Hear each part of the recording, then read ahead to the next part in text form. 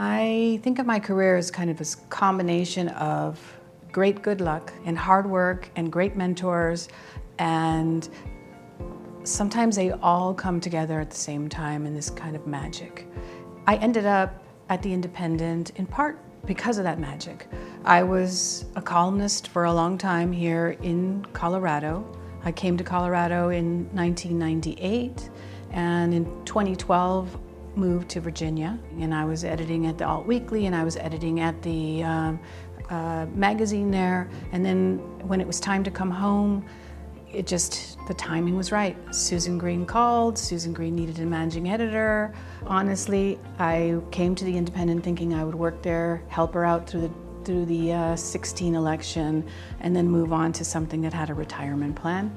And I can't help myself. It's in my blood. It's what I do. It's what I love. It's what I am incredibly privileged to have been able to do for as many years as I have. You're reminded day in and day out of its dynamism, of its value in the life of a community. You're humbled every day when you go in, you're humbled because arrogance doesn't serve reporters well, right? You have to be able to listen to what's happening around you. You have to be able to hear.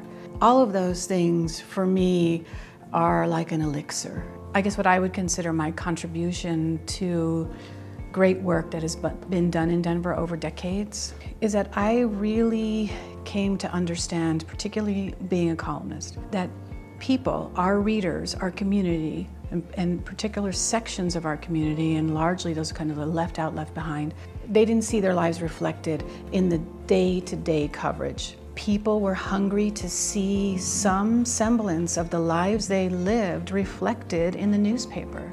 When I think about what do I want to say that I've accomplished in my time as a journalist, it's that taking a caricature, taking the kind of hollow outline of a person or a community, and starting to fill in the lines.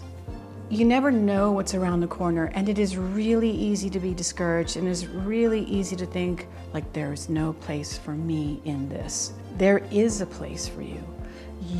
What you see, what your life experience is, what you have to say matters.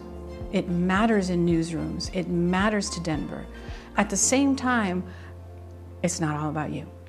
We live in this kind of era of brand journalism, and I would tell young people, yeah, brand away, but also never ever forget that this job is a privilege and that it is important to make yourself small, because you can only make room for other people when you make yourself small. You can only hear other people when you shut up.